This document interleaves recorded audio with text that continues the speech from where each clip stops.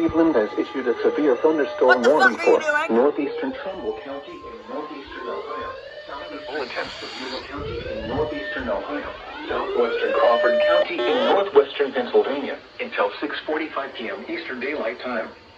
At 6:04 p.m. Eastern Daylight Time, a severe thunderstorm was located near Kingsman, or 11 miles north of Sharpsville, moving northeast at 30 miles per hour.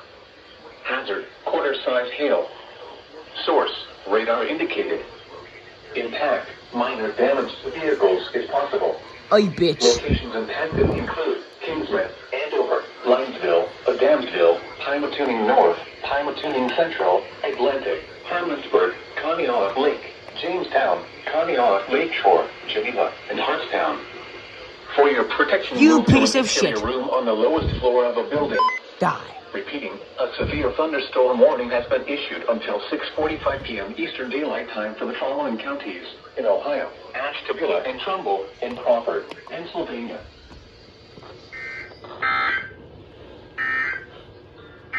Bitch. This is NOAA Weather Radio.